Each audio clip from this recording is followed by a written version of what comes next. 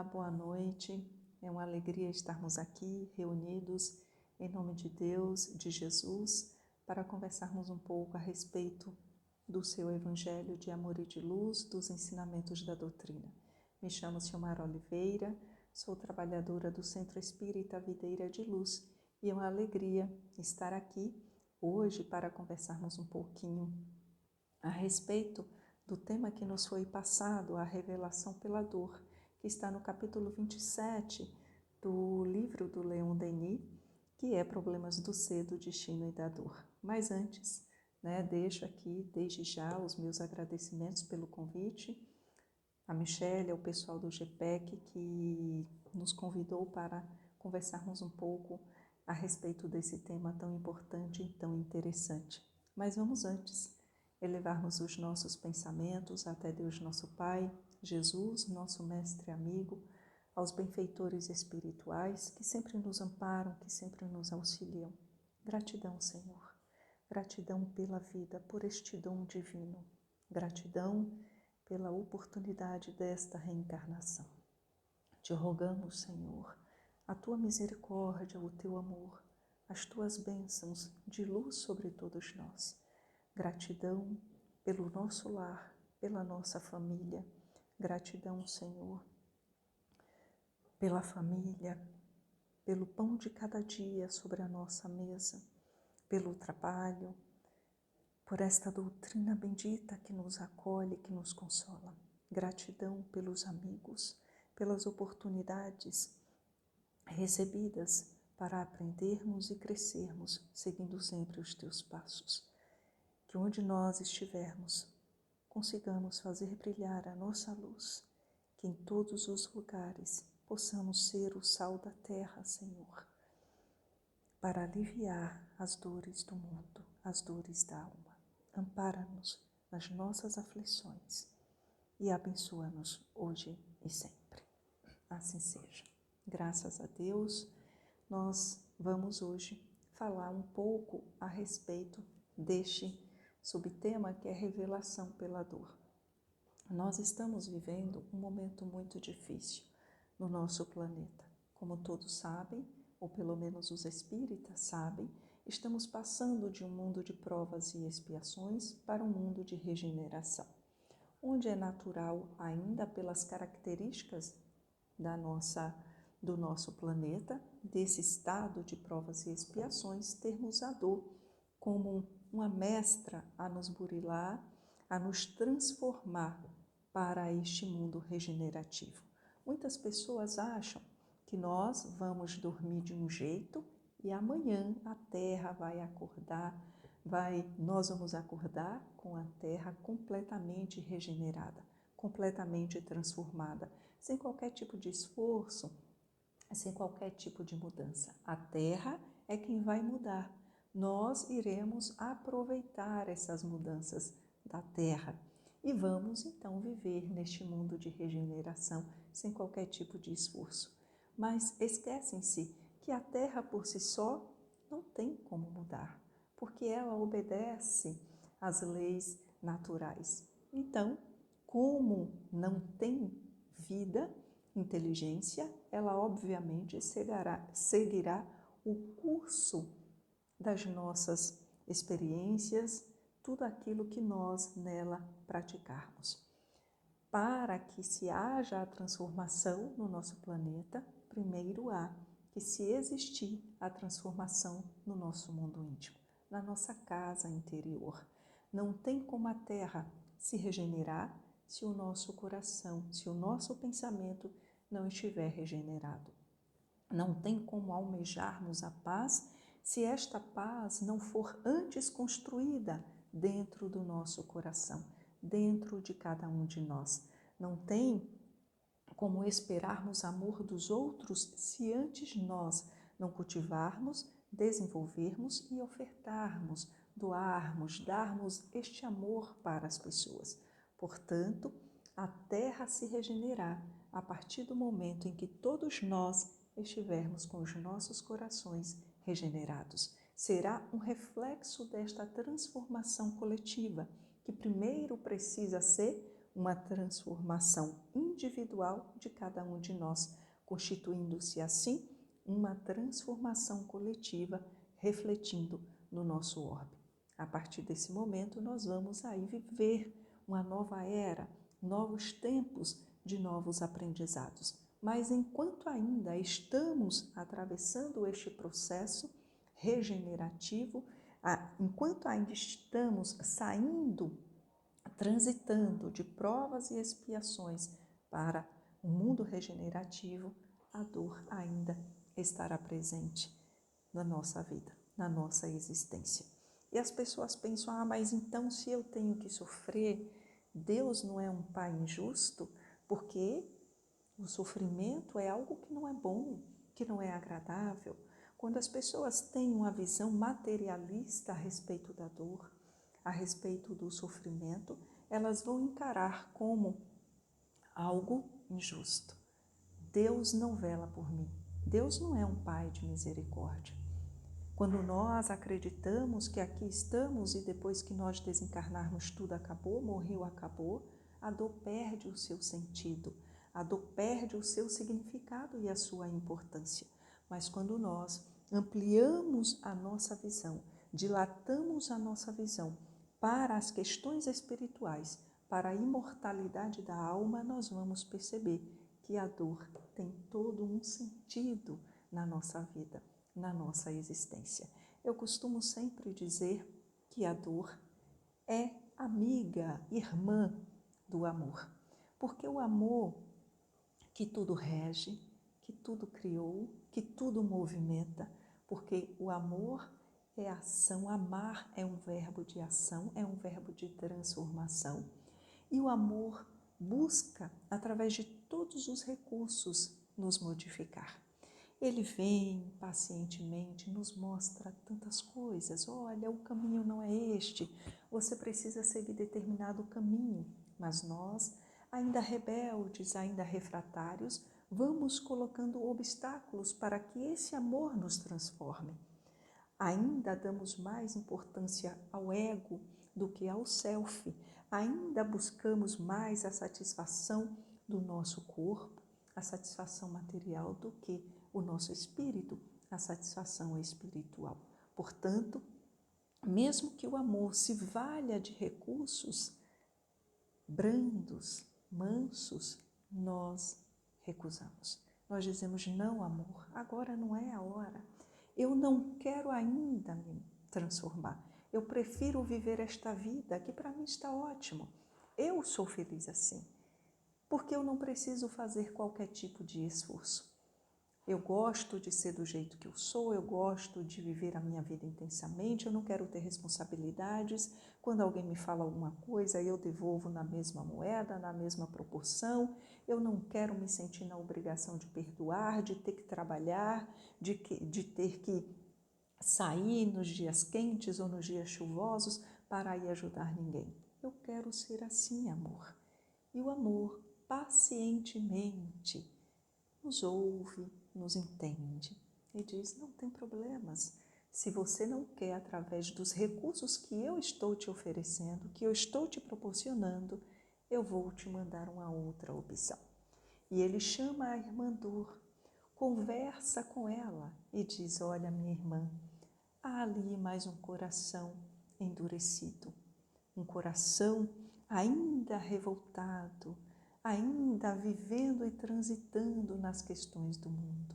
Vai lá e através dos teus recursos benéficos e salutares, transforma este coração. Eu estou do teu lado, eu estou observando. E é quando a dor nos visita, é quando a dor chega na nossa existência, buscando nos transformar, buscando nos ajustarmos diante das leis divinas e diante das leis da nossa própria consciência, as leis divinas e da nossa própria consciência. A dor, ela vem aparar as nossas arestas, ela vem nos mostrar o quanto somos frágeis, o quanto tudo que nós almejamos aqui é ilusório, é passageiro. ela vem nos mostrar o quanto todas essas coisas são efêmeras, o quanto nós ainda precisamos amadurecer, o quanto nós ainda precisamos entender que é o Espírito que é imortal. O corpo, esta veste, nos serve de instrumento para o nosso progresso, para o nosso aperfeiçoamento. Só que nós não gostamos do sofrimento, nós não gostamos de algo que nos faça esta exigência de transformação. Nós gostamos do que é fácil. Eu não quero nada com esforço. Eu não quero nada com esforço. Eu quero um meio prático. É como Kardec nos traz lá na questão 919 e 919A do Livro dos Espíritos. Qual o meio prático e eficaz para que a gente consiga mudar? E os benfeitores, Santo Agostinho mais especificamente, vai responder: um sábio da antiguidade já vos disse, conhece-te a ti mesmo. E na questão seguinte, 919A, ele vem discorrer toda uma lição, um conteúdo preciosíssimo que nós precisamos debruçar sobre ele e absorver tudo que ali está para este processo regenerativo de transformação moral e interior. Então, a dor aparece para nós e nós nos rebelamos, nós questionamos, nós vamos de encontro àquilo que é sagrado em nós, que é o nosso espírito. Nós buscamos, através da revolta, mostrar a nossa indignação de que não é justo, porque Deus está me fazendo sofrer, porque justamente comigo, quando em realidade a verdadeira pergunta tinha que ser: por que não eu? Porque o sofrimento tem que atingir a todos, mas não atingir a mim. Somente eu sou perfeito, somente eu tenho que ser ali o queridinho, a menina dos olhos, somente eu é que tenho que ter regalias, somente eu é que tenho que estar isento de qualquer desventura, de qualquer dor, de qualquer aflição? Por que não eu? Esta deveria ser a pergunta. Leon Denis nos faz pensar a respeito desta revelação através da dor, que quando nós debruçamos o nosso olhar somente nas questões materiais, tudo se perde o sentido. Mas quando nós, através da doutrina dos Espíritos, buscamos um olhar mais profundo, um olhar espiritual, esta dor nos serve de mestra, de bênção para a nossa transformação, para a condução da nossa existência. Mas muitas pessoas ainda perguntam: não, isso parece absurdo. Espírita é meio masoquista, gosta de sofrimento? Nós não gostamos de sofrer e não desejamos o sofrimento. Vem para mim sofrimento, vem que eu quero aqui viver só mergulhado no sofrimento. O que diferencia é que nós aprendemos a ter uma visão espiritual a respeito dos sofrimentos que nos chegam. Nós começamos a observar aquilo que a doutrina nos ensina, que é a lei de causa e efeito, de ação e reação, que toda ação, ela inevitavelmente terá uma reação, que toda causa irá surgir um efeito. Portanto, se nós agimos mal, o mal virá em decorrência desta ação maléfica. Mas se nós agirmos bem, o bem virá também como consequência desta ação. Tudo que nós fizermos, tudo que nós praticarmos aqui no nosso planeta, tudo que nós pensarmos, tudo que nós falarmos, vai gerar uma reação proporcional ou às vezes até maior do que a nossa própria ação. Nós passamos a compreender que nada é por acaso. Nós vamos entender o que está lá na questão 258 do Livro dos Espíritos, quando, no subitem da escolha das provas, Kardec vai perguntar: no estado errante e antes de começar nova existência corpórea, o espírito tem consciência e previsão das coisas que vão lhe acontecer durante a vida? E os benfeitores são muito claros na resposta. Eles vão dizer: ele próprio escolhe o gênero de provas que deseja sofrer. E nisso consiste o seu livre-arbítrio. Então, pensemos aqui, quando nós temos esta consciência da vida espiritual, quando nós temos certeza da reencarnação, nós vamos entender que o sofrimento não é porque Deus não nos ama, não é porque nós somos coitadinhos, mas é uma consequência inevitável das nossas ações.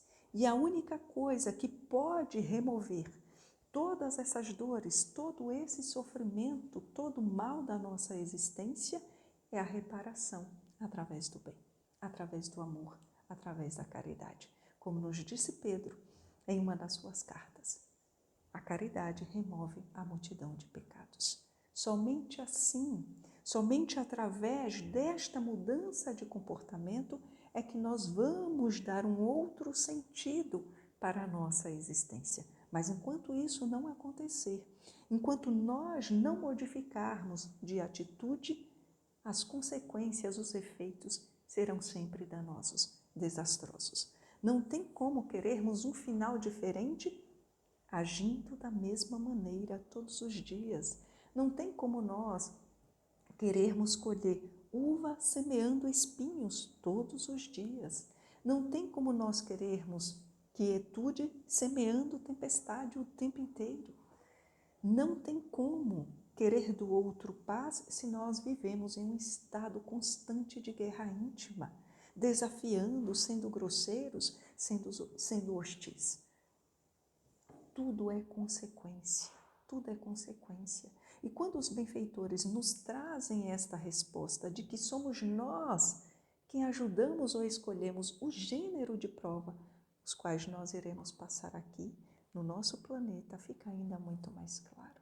Se nós hoje sofremos, não é porque Deus não nos ama, mas é por consequência das nossas ações pretéritas.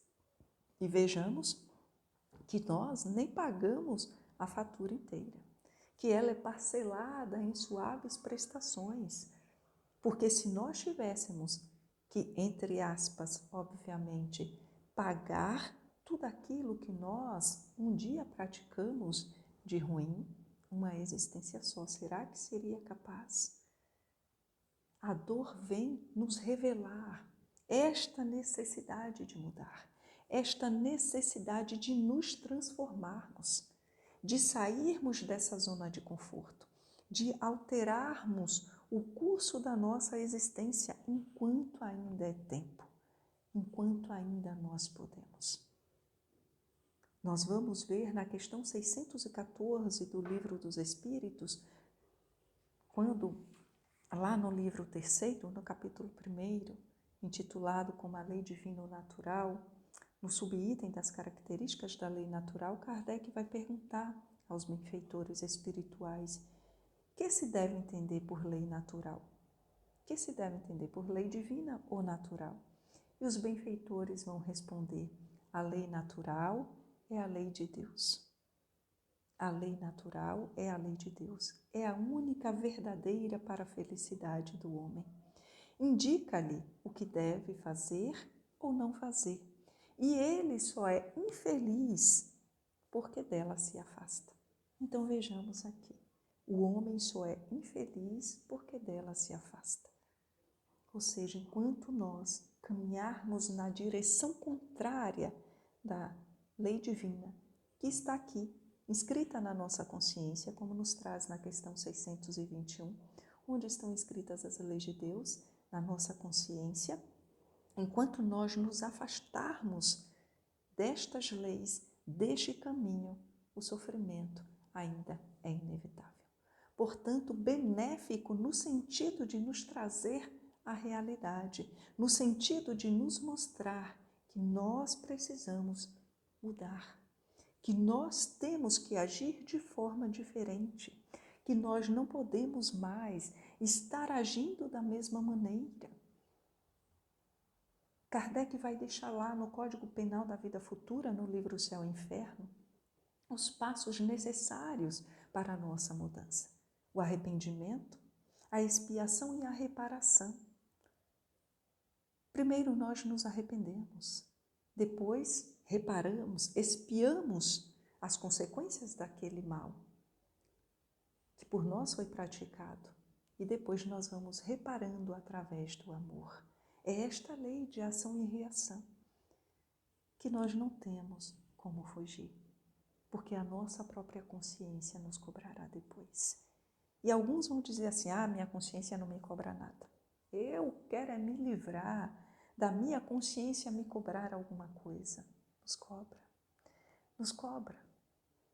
No dia em que nós acordarmos para a verdadeira vida, para a realidade espiritual, nós vamos lamentar por termos agido de maneira contrária ao que está ali escrito na nossa consciência, que são as leis de Deus. Isso nos faz lembrar muito a respeito da parábola do filho pródigo. É uma parábola belíssima que está no capítulo 15 do Evangelho de Lucas, versículos 11 a 32. É uma parábola magnífica. Nesta parábola, se nós formos reparar, está contido todo o Evangelho, porque nela fala a respeito do amor, da misericórdia, da bondade de Deus, da justiça. Ela nos traz ensinamentos tão valiosos, tão profundos, que se pudéssemos e se quiséssemos, pegaríamos todos os dias esta parábola para uma análise mais detalhada, mais profunda. A parábola vem nos mostrar a respeito de um filho. Na verdade, dois, mais um, o mais novo. Aqui eu estou contando a minha maneira, não é assim que está escrito lá, tá? No Evangelho de Lucas. Quem quiser na íntegra, é só buscar lá, Evangelho de Lucas, capítulo 15, versículos 11 a 32. Então, conta que um filho resolve tomar posse do que ele considera seu. Seu pai era muito rico, dono de terras, e ele resolve pegar a sua parte para viver a sua vida. Ele chega para o seu pai, meu pai, eu quero a parte da minha herança. Aquilo que me cabe, eu quero viver. E nós sabemos que não existe herança de pais vivos. A herança só existe quando os pais não estão mais aqui. Quando já faleceram, quando desencarnaram, como morreram, como queiramos falar. Mas não existe herança de um parente vivo, de um pai, de uma mãe viva. Mas ele resolve pedir a sua parte. O que nos faz pensar e refletir que para ele, naquele momento, a sua família não tinha mais valor.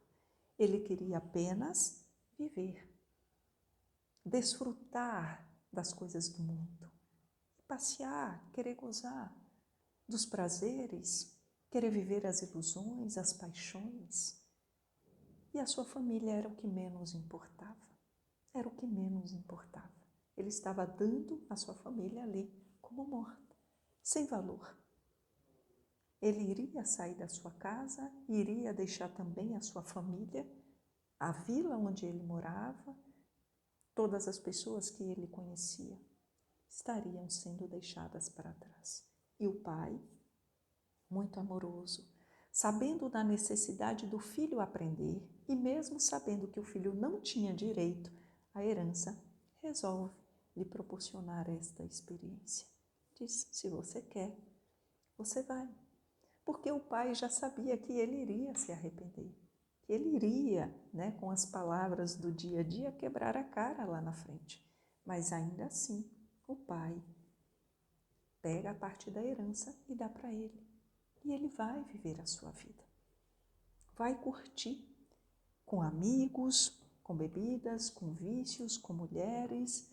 Ele vai simplesmente curtir com jogos, ou seja lá o que for, porque a gente fica imaginando, como que este filho pródigo gastou tanto dinheiro, a parte desta herança, com roupas caras, com comidas, estadias, com joias, mas só que todo o dinheiro que não é investido, apenas gasto, uma hora acaba. Se você não trabalha para aumentar esta fortuna ou para manter esta fortuna ou estes ganhos, ele simplesmente chega um momento que acaba. E o dinheiro dele foi acabando, os seus recursos foram acabando. E ele foi percebendo que ele já não tinha mais amigos, que ele já não tinha mais pessoas ali próximas dele, que as mulheres já haviam se afastado, que as noites regadas de bebida, de vícios, de prazeres, já não faziam mais parte da sua vida. As roupas caras, as sandálias, ele já não tinha mais. Já não tinha mais os lugares luxuosos para ele participar. Até que ele entende que ele havia chegado no fundo do poço e que ele não tinha sequer o que comer. Não tinha mais de onde tirar recursos para nada, para absolutamente nada. E ele se sente ali, obrigado a procurar um emprego, pelo menos para ter um lugar para dormir, pelo menos para ter o que comer. Ele vai buscar um emprego. Acha em uma fazenda, um emprego em uma fazenda, uma vez que ele já tinha conhecimento, trabalhava ali com seu pai. Só que nessa fazenda, a única função que estava ali à sua disposição era cuidar dos porcos. E os judeus não tinham tratos com porcos. Eles não mexiam com porcos, não criavam porcos. Não comiam da carne, nada, porque para eles era um animal impuro. Portanto, lidar com porcos era algo impuro. Significava que a pessoa tinha chegado ali no fundo do poço. Tinha decaído de todas as maneiras. E ele se vê ali obrigado a cuidar dos porcos. Mas como dono da fazenda sequer lhe dava o que comer, só dava comida para os porcos, ele disputava com os porcos aquela parca comida. E ele, caindo em si, como se diz na parábola, caindo em si, lembra da casa do seu pai. Lembra-se da casa do seu pai. Ele diz, é verdade. Na casa do meu pai não passava por isso. Até os empregados, os escravos, os servos da fazenda tinham o que comer. Comiam conosco e comiam em abundância. Eu vou voltar para a casa do meu pai. Porque ele sabia que o pai lhe amava, que mesmo ele tendo agido daquela maneira, seu pai lhe amava. Era um homem justo, era um homem bom, que buscava tratar a todos com esta justiça, com esta bondade, com este amor. Ele diz, pensa ali na sua mente, que quando chegasse lá, ele ia dizer, pai, eu pequei contra os céus e contra ti. Já não sou mais digno de ser chamado teu filho, mas permita-me pelo menos ficar como um servo teu, para que eu possa ter onde dormir, para que eu possa pelo menos ter o que comer. Vejamos que esta parábola é justamente o que está aqui. Na questão 614, nós temos tudo do nosso Pai, mas nós, por escolha, resolvemos pegar todos esses valores, todos esses tesouros e sair, existências afora, desfrutando e gastando tudo que nós temos direito, até chegarmos no fundo do poço, e dizermos, Pai, eu pequei contra os céus e contra ti. Quando nós caímos em nós, que é o cair em si da parábola, nós paramos e pensamos, Pai, eu já não sou mais digno de ser chamado teu filho, mas aceita-me. Eu sei que eu pequei contra os céus e contra ti, mas aceita-me de volta. Aceita-me como teu filho ou como teu servo. E a parábola vem nos mostrar que ele volta para a casa do seu pai. E quando ele chega lá, perto, o seu pai estava lhe esperando. O seu pai não espera que ele venha ao seu encontro. Ele vai ao encontro do seu filho e o abraça carinhosamente, ternamente. Chama os seus servos, pede que façam ali, peguem um animal para fazer uma festa, pedem que tragam roupas novas, porque ele era da família, pede que traga também sandálias e o anel da família. Como se mostrasse para ele, o anel é a representação da família. O anel é esta representação de que você nunca saiu daqui. Você nunca deixou de ser parte da família. Você continua sendo um filho amado e querido, que eu guardo no meu coração. A misericórdia desse Pai, o amor, a compreensão, a ternura, a solicitude, a generosidade do Pai de acolher o seu filho. E nós ficamos nos perguntando, mas será que esse filho merecia ser recebido de volta? Será que esse pai não deveria ter sido mais duro e dizer, não, se você saiu, eu não quero você aqui não. O seu irmão ficou, ele está me ajudando, então eu não quero você de volta aqui na minha fazenda, vai viver sua vida. Você não me deu como morto, então vá embora, aqui não lhe cabe mais. Este é o nosso pensamento, quando limitamos a nossa visão somente no que é material. Mas quando ampliamos a nossa visão, nós sabemos que a misericórdia, o amor, o bem, a caridade, a fraternidade são essenciais para uma vida plena. E este pai sabia disso. O seu irmão fica chocado, fica enciumado. Como que o senhor faz isso? O senhor está recebendo ele de volta, ele foi embora. Não, o senhor não poderia fazer isso, eu estou aqui. E o senhor não me trata com essa mesma regalia, com esta mesma mordomia? E o pai fala para ele, meu filho, teu irmão estava perdido e foi encontrado. Estava morto e viveu novamente. Vamos acolhê-lo, vamos recebê-lo com festa. Deus nos recebe sempre assim, com festa. Ainda que nós tenhamos nos afastado do seu caminho, ainda que nós tenhamos pegado todos esses bens e saído e deixado ele para trás e desfrutado quando nós chegamos. Lá no fundo, quando todas as misérias nos visitam, ele nos acolhe, ele nos abraça. Mas o que é interessante nesta parábola também, e que nós muitas vezes não pensamos, como que foi o caminho de volta? Porque nós paramos para pensar como foi a ida, porque ele tinha dinheiro, ele tinha ali uma condição boa, então ele foi. Mas como foi a volta? Como foi este retorno? Como foi este retorno? E aqui é o que está nesta revelação pela dor que Leon Denis nos traz. O caminho de volta é a dor que nos visita. É justamente esta dor que, como eu disse aqui no início, o amor a convida para andar conosco, para nos fazer cair em si, cairmos em nós.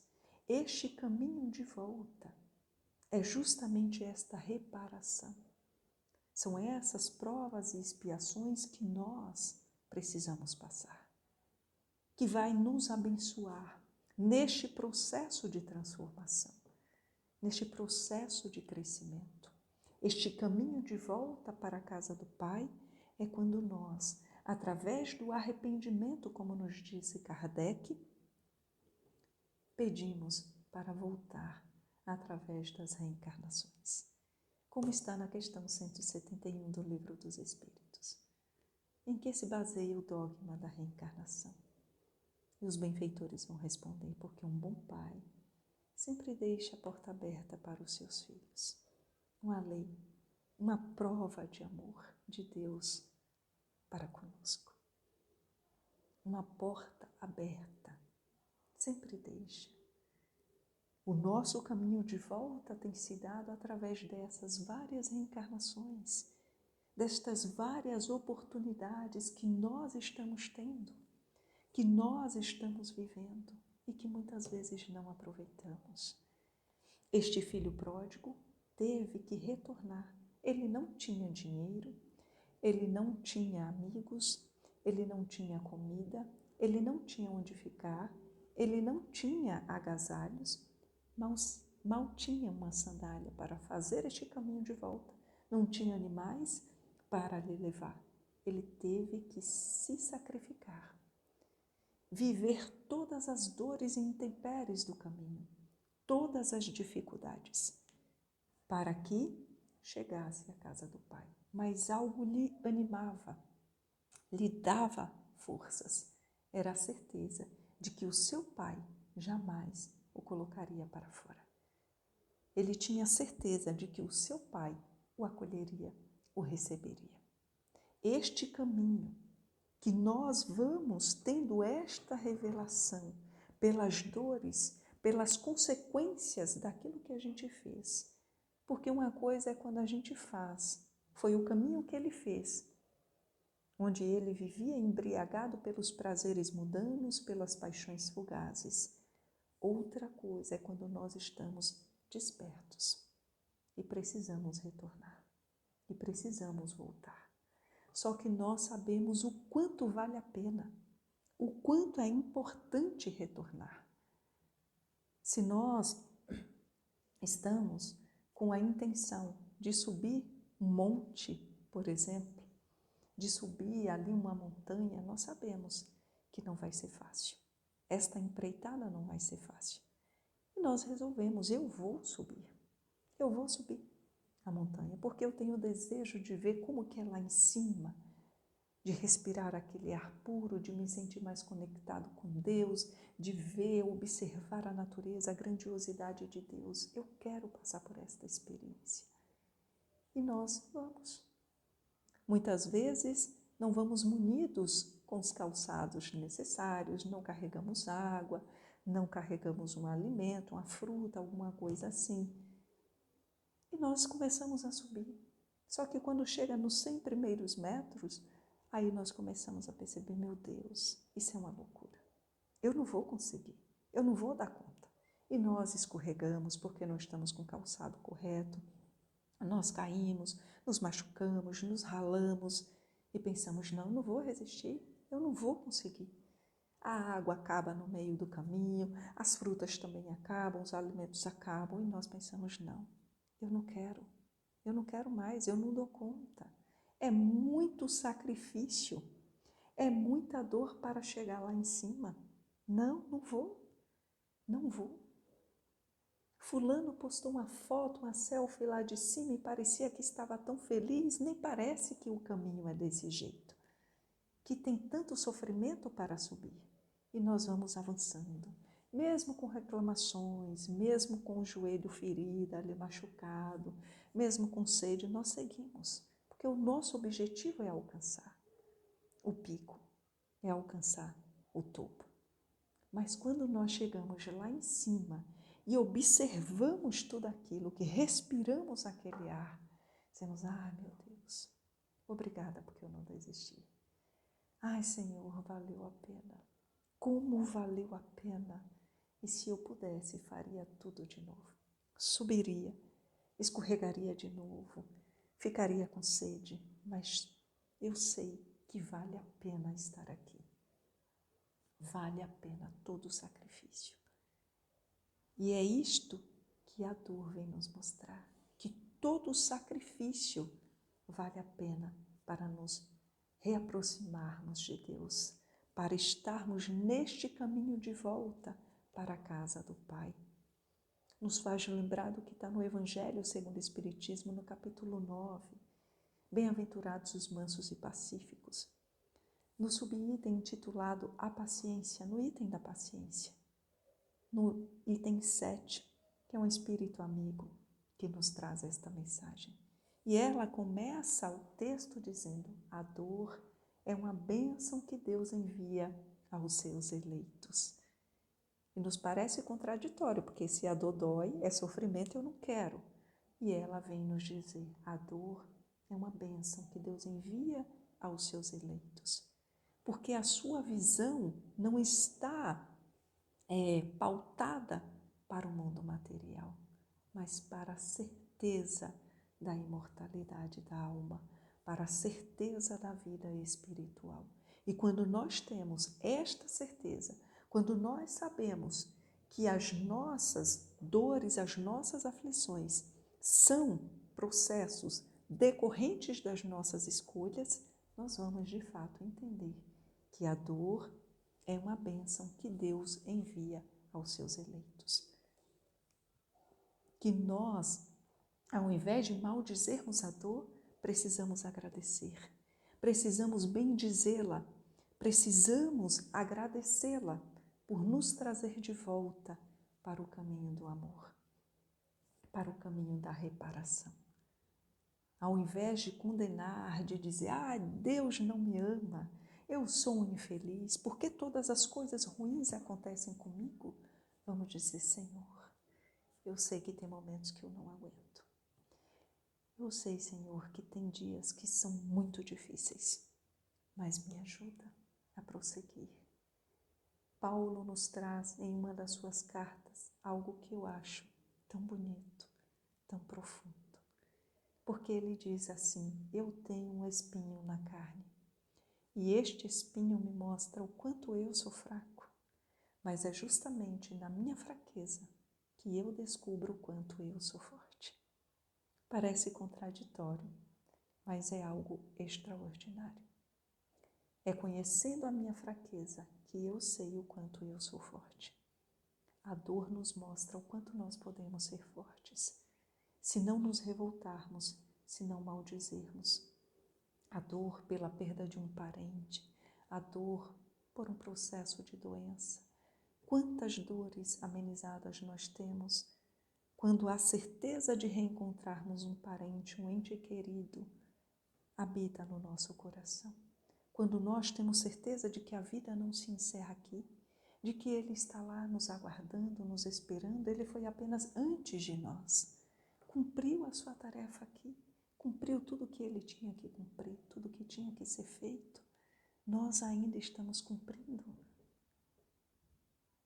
a nossa tarefa, a nossa missão. Nós ainda precisamos estar aqui. Agradeçamos por isso.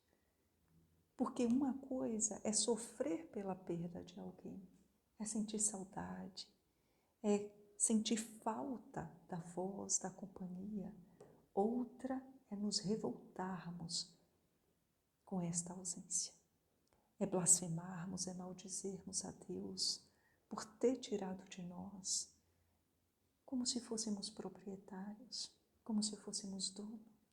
Se todos nós somos filhos de Deus, e Deus chama esse filho de novo à pátria espiritual, é porque se tem um sentido. Nós não somos proibidos de sofrer a dor de alguém. O Espiritismo não diz que você não tem que sofrer, que você não tem que chorar. Muito pelo contrário. O Espiritismo nos traz a certeza da vida, de que a morte não existe.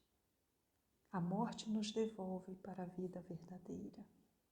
O Espiritismo não diz, não chore não, mas ele diz, chore, mas na certeza de que você vai reencontrar este coração querido. Não se revolte, não blasfeme, não se indigne a ponto de você se distanciar de Deus, porque Deus quer o seu bem, porque Deus nos ama, porque Deus é misericordioso. Ele nos traz esta certeza da continuidade da vida. Aqui nós estamos em várias experiências. A vida verdadeira, a vida do Espírito, segue perene, porque o Espírito é imortal. Portanto, nós, nesses momentos de dor, de sofrimento, de provas duras, vamos, ao invés de nos revoltar, agradecer. Ver na dor uma professora, uma mestra, alguém que está nos despertando algo que ainda não conseguimos ver, que em outras circunstâncias nós não teríamos condições de ver, que talvez, estando ali completamente saudáveis, nós não fôssemos nos dar conta. Portanto, a dor diz, desperta. Entende que o mundo é muito mais do que isso. Leon Denis nos traz um ponto bem interessante quando ele diz assim: o homem, a princípio admirado e inquieto com o seu aspecto, aprende a conhecê-la, a apreciá-la, a familiarizar-se com ela, acaba quase por amá-la. Quando nós sabemos da importância da dor, tudo quanto ela pode nos revelar de belo em nós, nós vamos agradecê-la. Não no sentido de cultuá-la nem desejá-la, de dizer assim, eu quero sofrer. Mas no momento em que ela aparecer na nossa vida, ao invés de rejeitá-la, acolhê-la, abraçá-la e dizer, eu não sei o que você está querendo me ensinar, mas eu quero aprender. Porque eu posso aprender com amor ou pela própria dor. Eu posso aprender as situações com boa vontade ou me revoltando. Então, quando estas revelações, através desta dor, nos visitar, vamos buscar entender o que ela está querendo nos ensinar. Vamos buscar ver se nós não estamos nos afastando demasiadamente da casa do Pai, das suas leis, do seu amor. Se nós não estamos nos apegando somente às questões materiais, vamos buscar ver se nós não estamos agindo como filho pródigo, pensando somente em nós. Mas se ainda assim sentirmos que a dor está dilacerando a nossa alma, vamos dizer, Pai, aceita-me na tua casa, nos teus braços, acolhe-me, porque somente tu, Senhor, entende toda a dor que eu estou passando agora. Jesus está conosco, os benfeitores estão conosco. Nada nos acontece por acaso sem a supervisão amorosa de Deus. Tenhamos a certeza disso. Jesus nos ensinou, mais do que ninguém, como as dores podem nos redimir e nos elevar aos céus. Um céu que a gente não conhece, pegar, tocar, mas viver, sentir no nosso coração, na nossa alma. Tenhamos a certeza de que Jesus está do nosso lado, apenas esperando que nós façamos o esforço, façamos a nossa parte para estar do seu lado também. Agradeço o convite, gratidão a todos, que Jesus nos ampare, que Jesus nos abençoe e tenhamos a certeza de que quando a dor nos visita, ela quer nos revelar algo importante e necessário para a nossa transformação moral. Vamos acolhê-la. E acolher não significa gostar de sofrer, mas entender o sofrimento e aprender com ele. Entender e aprender para que este processo de expiação e reparação se dê de forma harmônica, suave, mansa na nossa existência. Porque Deus é amor e Ele nos ama profundamente. Muita paz. Vamos fazer a nossa prece final. Gratidão, Senhor. Te agradecemos pelas oportunidades a nós dadas, por aqui estarmos, por termos a possibilidade de mudar os nossos destinos. Que esta dor que nos visita possa nos transformar, possa nos levar para perto de Ti. Envolve, Senhor, todos os corações aflitos, todas as crianças que não têm um lar, órfãos, todos os idosos, rejeitados e desamparados pela sua família. Envolve, Senhor, todas aquelas criaturas que buscam a guerra como a solução para a paz. Envolve, Senhor, todos os enfermos, nos hospitais, nos lares, os encarcerados, aqueles que não têm um lar, que não têm uma família. Ampara-o, Senhor. Abraça-os com o teu amor, com a tua misericórdia. Envolve todos os lares, todas as criaturas que te buscam. Que a tua paz, a verdadeira paz, esteja em nossos corações. Que o teu amor seja a nossa meta, que a caridade seja o nosso exemplo e que o bem seja o nosso caminho, hoje e sempre. Que assim seja. Gratidão, muita paz para todos. Fiquem com Deus.